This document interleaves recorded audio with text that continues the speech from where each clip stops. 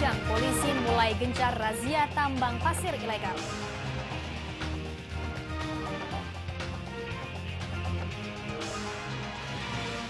Penyidikan tambang pasir ilegal, polisi periksa sejumlah pejabat Pemkab Lumajang.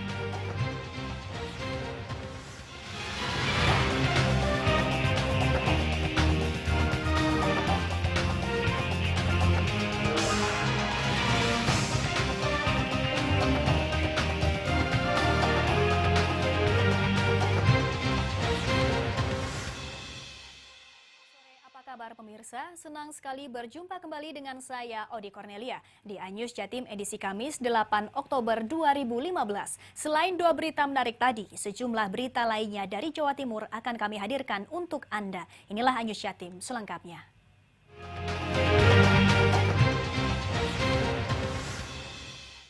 Kita mulai di berita pertama pemirsa, unjuk rasa ratusan warga ke sebuah pabrik kayu di kota Probolinggo diwarnai kericuhan.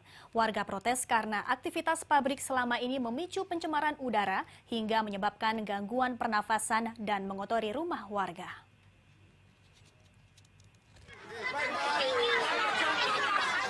Kericuhan tidak bisa dihindari saat ratusan warga yang hendak masuk menemui manajemen pabrik kayu PT Kutai Timber Indonesia atau KTI di Kelurahan Mayangan, Kota Probolinggo Rabu sore dihadang petugas keamanan pabrik.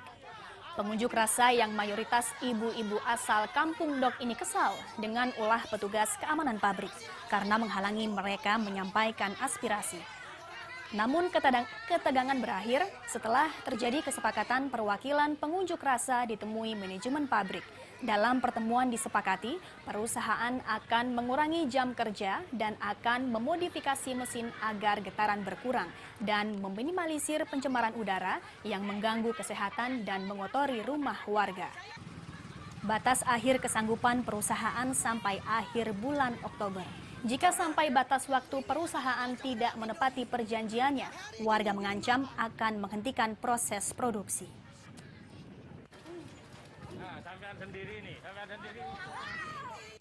Pemirsa, razia tambang pasir ilegal di Jawa Timur kini gencar dilakukan pasca meletusnya kasus pasirian Lumajang. Di Bondowoso, polisi menyita 5 alat berat tambang pasir ilegal di 4 desa yang diduga melibatkan kepala desa dan oknum aparat keamanan. 4 desa, Desa Pandak, Kecamatan Kelabang, dan 3 desa, Sumbersari, Sumberpakem, dan Desa Sugerlor di Kecamatan Maesan, Bondowoso yang menjadi lokasi penambangan pasir ilegal, Rabu kemarin menjadi sasaran razia aparat Polres Bondowoso. Aktivitas penambangan pasir galian C secara ilegal di lokasi ini dilakukan secara terang-terangan. Polisi yang datang ke lokasi langsung menyita 5 alat berat yang sedang beroperasi. Tidak hanya menyita peralatan penambangan pasir, polisi juga menetapkan 5 pengusaha tambang pasir ilegal sebagai tersangka. 4 orang kepala desa yang diduga terlibat dalam penambangan pasir ilegal ini rencananya juga akan diperiksa polisi. Terus ini ini alat berat punya siapa? Sewa ya. Nggak tahu Pak, kalau ini nggak punya izin nggak tahu. Hah? Cuma kerja ya sampai ini. Iya. Sehari dibayar berapa Pak? Nggak ada gitu Pak. Tergantung apa?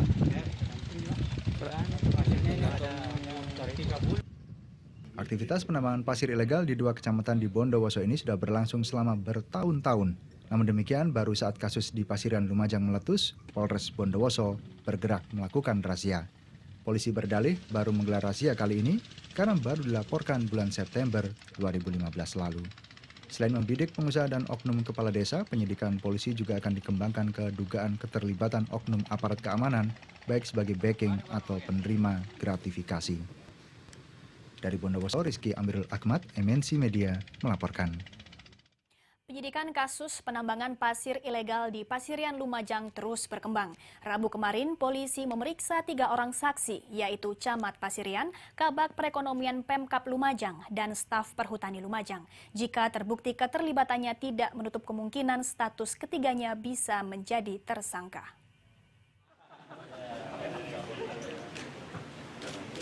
Fokus penyidikan Polda Jatim dalam kasus pembunuhan dan penganiayaan Salim Kancil dan Tosan kini mulai dikembangkan ke kasus penambangan pasir ilegal di Lumajang. Rabu kemarin, penyidik di Treskrimsus Polda Jatim memeriksa Camat Pasirian, Kabag Ekonomi Pemkab Lumajang, dan staf Perhutani Lumajang. Hingga Rabu sore pemeriksaan masih berlangsung di Mapolres Lumajang. Fokus pemeriksaan pada ketiganya berkaitan dengan perizinan tambang pasir dan illegal mining di Desa Selok Awar-Awar Lumajang. Jika ada indikasi keterlibatan dalam kasus illegal mining, tidak menutup kemungkinan ketiga saksi ini akan menjadi tersangka. Tentunya pemeriksaan ini dilakukan oleh penyidik berkaitan dengan illegal mining. Untuk nanti aliran dana nanti tersendiri, sementara ini difokuskan pada illegal mining. Ini ya mudah-mudahan pemeriksaan segera selesai. Nanti perkembangan lanjut akan kami informasikan kemudian. Selain memeriksa saksi dalam kasus illegal mining, Polda Jatim juga akan menelusuri aliran dana dari penambangan pasir ilegal di Desa Selok Awar-Awar, Pasirian, Lumajang. Hingga kini pihak Polda Jatim telah menetapkan 37 tersangka pembunuhan Salim Kancil dan penganiayaan Tosan, serta kasus penambangan pasir ilegal. Dari Surabaya, Hari Tambayong, MNC Media melaporkan. Sementara itu, peran PT Indo Modern Mining Sejahtera atau IMMS yang berkantor di Jember memang tidak bisa dilepaskan dari kasus terbunuhnya Salim Kancil dan penganiayaan Tosan. Pasalnya, tambang pasir di Desa Selok Awar-Awar Lumajang sebelumnya dikelola oleh PT IMMS, kemudian dilanjutkan Kepala Desa Selok Awar-Awar. Sebuah rumah di Kelurahan Kebon Agung, Kecamatan Kaliwates, Jember ini sebelumnya merupakan kantor PT IMMS saat mengelola tambang pasir besi di Desa Selok Awar-Awar Lumajang. Pada Maret 2015, Kejaksaan Tinggi Jawa Timur pernah menyita sejumlah aset seperti barang-barang di dalamnya dan alat berat yang berada di kantor PT IMMS terkait kasus dugaan korupsi. Setelah tidak beroperasi, kantor PT IMMS ini ditempati orang lain bernama Halim dan keluarganya.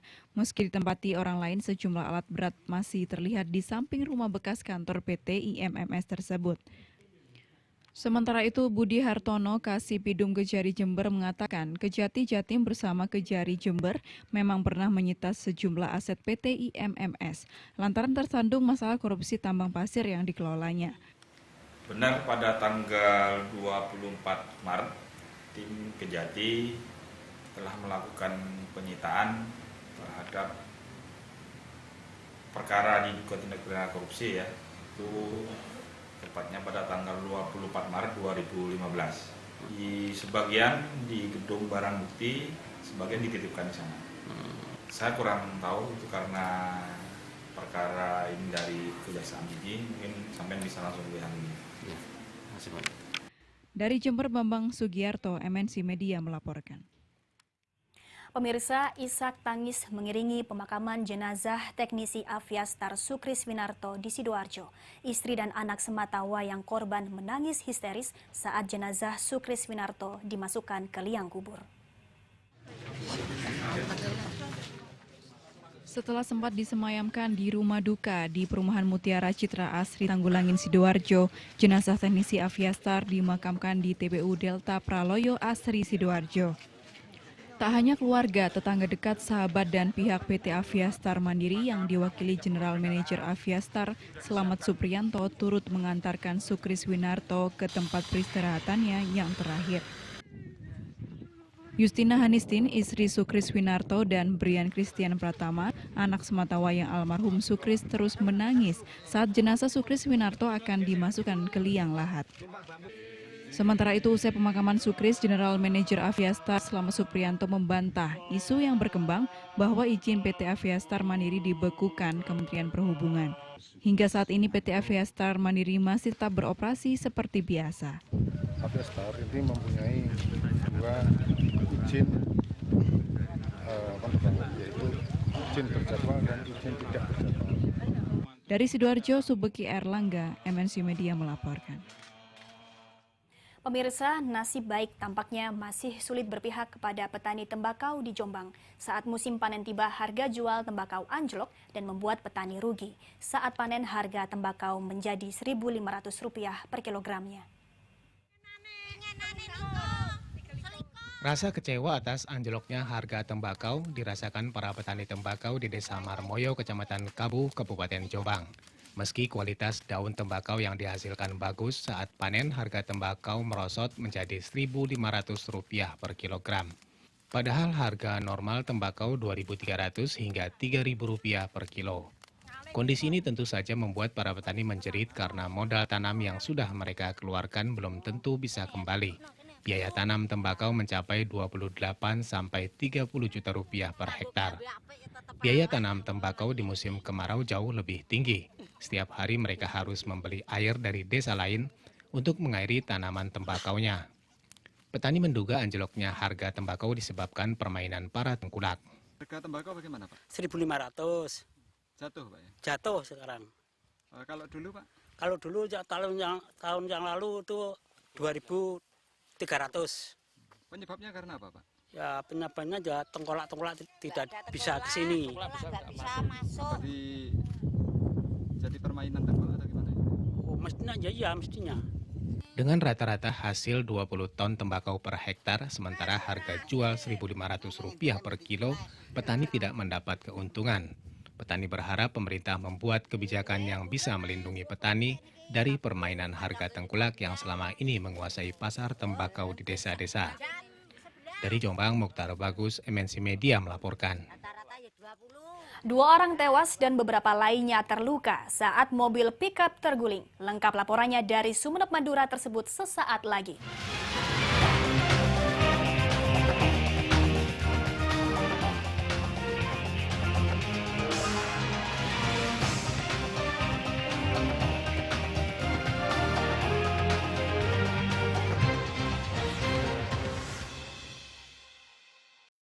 Yang ditunggu-tunggu kembali hadir. Jatim Fair 2015. Jatim Fair ke-6 ini berlangsung 11 hari non-stop. Penuh hiburan artis-artis nasional. Mulai 8 sampai 18 Oktober 2015 di Grand City, Surabaya. Semarak belanja, hiburan, dan rekreasi keluarga. Organized by Jakarta International Expo dan Depindo Mitra Tama. Saya tonton iNews TV. Kirimkan foto kreatif narsismu bersama program favoritmu di iNews TV. Dapatkan total hadiah 20 motor. Kirimkan ke #SayaTonton iNews TV. Halo, selamat pagi pemirsa. Menyampaikan informasi update seputar dunia olahraga. Sport News. Hadir pada hari dan jam berikut. Hanya di iNews TV. iNews TV, inspiring and informative. Itu sudah dimulai sejak kapan? Bugar itu adalah milik siapa saja. Polisi itu harus menyalin. Talk and Go hadir pada hari dan jam berikut. Hanya di iNews TV, inspiring and informative. Alhamdulillah, semoga saja ya semuanya sehat walafiat. Di mana itu berhenti onta tadi? Setiap tahun menggeliat tambah banyak pemirsanya, pengikutnya.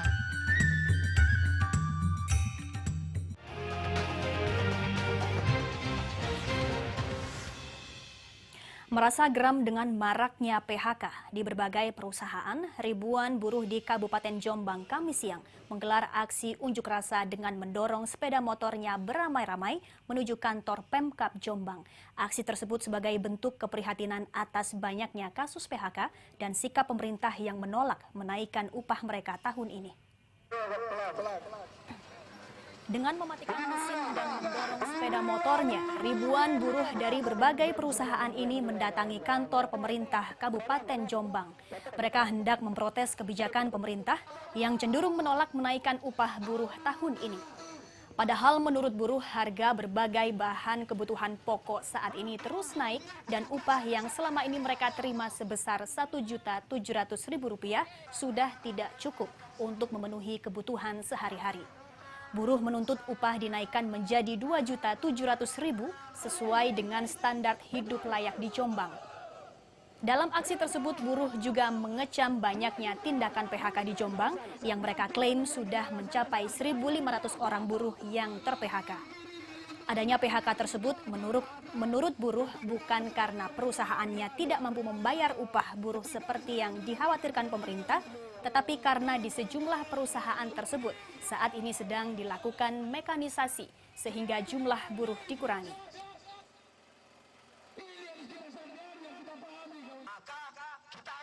Di Jember diamankan polisi setelah dilaporkan mencabuli anak tirinya hingga hamil. Perbuatan bejat tersebut diketahui istrinya lantaran curiga atas perubahan drastis anaknya. Pelaku nyaris dihakimi warga yang emosi, beruntung berhasil diselamatkan polisi. Dengan diantar keluarganya, FN 16 tahun mendatangi Polres Jember untuk menjalani pemeriksaan atas ulah Sam 50 tahun ayah tirinya yang tega mencabuli FN hingga hamil. Perbuatan bejat hingga berulang kali tersebut dilakukan Sam diketahui setelah FN berbadan 2. Setelah didesak siapa yang menghamili, FN akhirnya mengaku bila dihamili ayah tirinya. Atas perbuatannya tersebut, tersangka Sam langsung diamankan polisi karena nyaris menjadi sasaran amuk massa saat warga sekitar mengetahui ulah bejat tersangka tersebut. Kepada polisi, tersangka Sam mengakui melakukan perbuatan tersebut di rumahnya saat istrinya sedang keluar rumah. Saat melakukan perbuatan tersebut, korban selalu diancam tidak diberi makan dan diusir dari rumah bila menceritakan perbuatan tersebut. Yang diduga melakukan pencabulan itu yaitu ayah tirinya itu masih kita lakukan pemeriksaan karena yang bersangkutan juga khawatir akan pulang karena merasa terancam, takut dengan ancaman massa. Hingga kini polisi masih memeriksa intensif tersangka Sam. Sementara korban yang masih di bawah umur juga dalam pengawasan penyidik perempuan dan anak Satreskrim Polres Jember. Tersangka Sam terancam hukuman di atas 5 tahun penjara karena melanggar pasal pencabulan anak di bawah umur dan Undang-Undang Perlindungan Anak. Dari Jember, Bambang Sugiarto, MNC Media melaporkan. Pemirsa, berhati-hatilah jika membeli margarin atau mentega curah di pasaran karena bisa jadi itu adalah margarin bekas atau sisa sampah. Di Sidoarjo, polisi menggerebek sebuah rumah produksi margarin yang bahan bakunya dari margarin bekas atau sisa sampah. Sebuah gudang kecil di kawasan Dusun Patoman, Desa Keboharan, Krian, Sidoarjo, Rabu siang digerebek tim Reskrim Polsek Krian, Sidoarjo. Di rumah produksi ini digunakan pemiliknya untuk menampung margarin bekas atau sisa sampah yang kemudian dikemas ulang dan kembali dijual dengan harga murah. Di dalam gudang berukuran 3 x 4 meter ini, polisi mendapati ratusan bungkus margarin bekas atau margarin sisa sampah serta peralatan untuk mengeluarkan sisa margarin dalam kemasan. Mimbar Sajidin, 47 tahun pemilik usaha, diamankan polisi karena dituduh memproduksi margarin bekas atau sisa sampah yang melanggar aturan Departemen Kesehatan dan sangat merugikan konsumen. Itu mentega bekasnya dapat dari mana, Pak? Dikirim orang, Pak. Dikirim dari orang? Nggih. Oh, Bapak beli gitu? Nggih. Dapat berapa, Pak? Rp1.000. Rp1.000 per kilo. Per kilonya. Terus Bapak kemas lagi? Ya enggak, Pak, enggak akan kemas. Ya kadang-kadang orang beli gitu aja, tak kasih kadang pakai sendiri. Berawal dari laporan dari masyarakat. Kemudian kita tindak lanjuti, kita selidiki, kita kembangkan. Dan memang betul bahwa di tempat ini didapati ada kegiatan pengepulan bahan-bahan bekas, barang bekas, kemudian diolah sedemikian rupa, kemudian dilempar lagi ke pasaran. Selain mengamankan tersangka, polisi juga mengamankan 45 margarin bekas atau sisa sampah siap jual, berikut peralatan produksi. Dalam kegiatan produksi margarin curah ini, pelaku dibantu istri dan sejumlah pekerja yang sebagian masih keluarganya. Margarin bekas itu dibeli dari para pemulung seharga Rp1.000 per kilogram. Setelah dikemas ulang, margarin bekas produksi Mimbar dijual secara curah dengan harga Rp4.000 per kilogram. Daerah pemasaran margarin sisa sampah produksi Mimbar Sajidin, sejumlah pasar di wilayah Sidoarjo dan Jombang. Karena perbuatannya, tersangka Mimbar Sajidin kini diamankan di Mapolsek Krian, Sidoarjo, dan dijerat Undang-Undang Perlindungan Konsumen dengan ancaman hukuman lebih dari 5 tahun penjara. Dari Sidoarjo, Pramono Putra, MNC Media melaporkan. Mengalami luka-luka saat sebuah mobil pickup dengan memuat 15 orang terguling. Diduga kejadian naas ini terjadi lantaran sang supir ugal-ugalan. Tangis histeris langsung pecah saat mobil ambulan pembawa jenazah tiba di Puskesmas Ambunten, Sumeneb, Jawa Timur, Rabu siang. Bahkan beberapa di antaranya pingsan saat mengetahui anggota keluarganya tewas dalam kejadian naas ini. Ubaidillah, salah seorang saksi mata, mengatakan sebelum terguling, mobil pick-up dengan nomor polisi M9255VC tersebut melaju dengan kecepatan sedang. Sesampainya di jembatan, tiba-tiba oleng dan terguling. sehingga beberapa penumpangnya terjatuh ke sungai dan lainnya terjepit badan mobil. Awalnya memang dari timur, mobil itu sudah jalannya goleng-goleng sudah seperti ini. Terus pas di tengah jembatan, mobilnya balik, penumpangnya banyak yang jatuh ke sungai. Sebagian ada yang jatuh ke sungai, sebagian ada yang di bawah mobil ya, di bawah mobil. Menurut Kanit Laka Satlantas Polres Sumeneb, Aibtu Taufik Hidayat, kecelakaan ini disebabkan sang sopir tiba-tiba kehilangan kendali atau human error. Sopir Muhammad Husin kini diamankan di Mapolres Sumeneb. Berikut mobil pick-up yang dikemudikannya. Kejadian ini masih terus didalami oleh pihak kepolisian. Dari Sumeneb, Madura, Abdur Rahim, MNC Media melaporkan.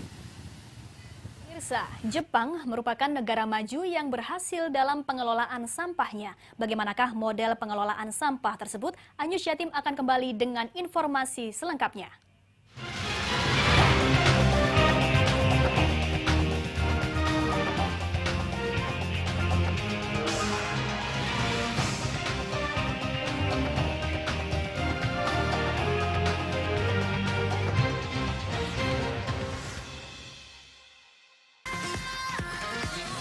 Berita selebritis suka bikin Tapi itu pusing. udah dengan berbagai jalan dan perkasa. Aduh, Showbiz itu pengen Close Up ngebayangin. pada hari dan jam berikut. Konsepnya gimana dulu? Emang iNews oke. TV, inspiring and informative.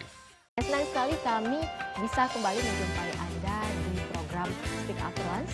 Menemani waktu siang Anda, hadir melalui informasi dan perbincangan menarik. Temanya selalu di tematik lah. Karena mengandung bahan kimia industri seperti borax dan rodamin tadi. Lewati rehat siang Anda bersama Speak After Lunch. Hadir pada hari dan jam berikut. iNews TV, inspiring and informative. Pemirsa, Hillary Clinton sebagai calon presiden perempuan Amerika pertama. International News hadir setiap Senin hingga Jumat pukul 5.30 waktu Indonesia Barat. iNews TV, inspiring and informative. Saya tonton iNews TV. Kirimkan foto kreatif narsismu bersama program favoritmu di iNews TV. Dapatkan total hadiah 20 motor. Kirimkan ke #SayaTonton iNews TV.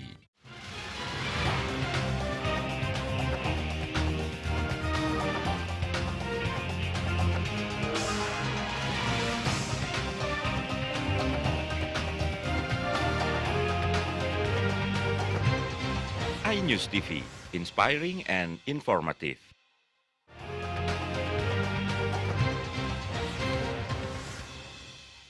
Perindo merayakan ulang tahun pertama sejak dideklarasikan sebagai partai politik. Sejumlah pengurus DPW Partai Perindo Jatim Kamis siang merayakan ulang tahun secara sederhana. Momentum ulang tahun ini digunakan untuk memantapkan komitmen Partai Perindo mensejahterakan rakyat Indonesia. Rasa syukur ulang tahun pertama Partai Perindo pada 8 Oktober Kamis siang diungkapkan dengan pemotongan tumpeng di kantor DPW Partai Perindo Jawa Timur di kawasan Jalan Diponegoro, Surabaya. Kegiatan ini dihadiri sejumlah pengurus dan kader Partai Perindo Jawa Timur. Dalam sambutannya, Ketua Bidang Organisasi DPW Partai Perindo Jawa Timur, Nono Supriyadi, mengingatkan seluruh kader untuk memegang teguh komitmen partai, yaitu berperan aktif dalam upaya mensejahterakan rakyat, terutama di lingkungan terdekat. Salah satu program besar Perindo untuk rakyat yang akan segera dilakukan adalah pembangunan fasilitas jembatan antar desa. Mungkin ada laporan dari masyarakat, khususnya masyarakat Jawa Timur, kalau ada jembatan yang menghubungkan antar desa itu putus, Partai Perindo bisa turun langsung lihat dan memperbaiki fasilitas tersebut. Selama 1 tahun sejak dideklarasikan sebagai partai politik, Perindo sudah memiliki struktur pengurus di 38 kabupaten kota di seluruh Jawa Timur. Harapannya, kepengurusan ini bisa aktif berkegiatan agar kehadiran Perindo bisa dirasakan manfaatnya oleh masyarakat. Dari Surabaya, Iwan Manaf dan Tosan Aji, MNC Media, melaporkan. Masalah sampah menjadi salah satu pekerjaan rumah pemerintah Kota Surabaya. Tingginya jumlah sampah yang belum bisa diolah atau didaur ulang membuat Pemkot Surabaya bekerja keras mencari solusi. Salah satu solusinya adalah bekerja sama dengan sebuah perusahaan pengolah sampah asal Jepang. Reporter kami berkesempatan melihat langsung pengolahan sampah di kota Kitakyushu, Jepang. Berikut liputannya. Kitakyushu adalah sebuah kota yang berada di prefektur Fukuoka, Pulau Kyushu, selatan Jepang. Pemerintah kota Surabaya sejak 2012 menjalin kerjasama Green Sister City dengan Kitakyushu. Salah satu program kerjasamanya adalah pengolahan sampah. Kitakyushu memang mirip dengan kota Surabaya. Kedua kota ini sibuk dengan aktivitas industri dan kegiatan warganya sangat aktif. Bedanya Kitakyushu sudah berhasil lepas dari masalah polusi dan pencemaran, termasuk masalah sampah. Pengolahan sampah di Kitakyushu dilakukan oleh sebuah perusahaan swasta bernama Nishihara. Di lokasi pengolahan sampah Nishihara ada proses pemilahan dan pengolahan sampah menjadi barang bernilai guna. Di antaranya botol plastik, botol kaca, kertas, dan kaleng. Dalam sehari ada sekitar 60 ton sampah yang diolah di Kitakyushu. Model pengolahan sampah Kitakyushu berhasil membebaskan kota ini dari masalah sampah. Pemerintah Kota Surabaya tertarik menerapkan cara Kitakyushu untuk menyelesaikan masalah sampah di Kota Pahlawan. Kerjasama pengolahan sampah sudah berjalan sekitar 3 tahun. Ada 2 mesin daur ulang sampah dari Nishihara yang digunakan di Sutorejo dan Wonorejo. Kepala Bagian Pengembangan Nishihara, Koichiro Eguchi optimis Surabaya akan bebas dari masalah sampah. Namun kondisi itu butuh peran serta masyarakat. Warga Surabaya diharapkan ikut aktif melakukan gerakan memilah sampah mulai dari rumah. Hal ini dipercaya bisa mempercepat proses pengolahan sampah. surabayaという国町もですね、どんどん今都会化しておりますので、このままやってしまうと本当にゴミが町中に溢れてしまいますので、やはりゴミの中でも使えるものは再利用する。そして市民一人一人がですね、分別をするという意識、これは使えるもの、これは使えないものっていうのをですね、どんどんと理解をしていくというのが一番大事だと思います。Bahkan untuk membantu pengolahan sampah di Surabaya, pemerintah Kitakyushu sudah mengeluarkan investasi sebesar 30 juta yen. Tentu kita berharap Surabaya bisa menjadi kota yang kemajuannya melesat dan bebas polusi serta bersih dari sampah seperti Kitakyushu. Dari Kitakyushu, Jepang, Heribertus Ardiawan, MNC Media melaporkan. Informasi ringan tadi sekaligus menutup perjumpaan kita pada sore hari ini. Bersama kerabat kerja yang bertugas, saya Odi Cornelia berterima kasih atas kebersamaan Anda. Selamat sore dan sampai jumpa.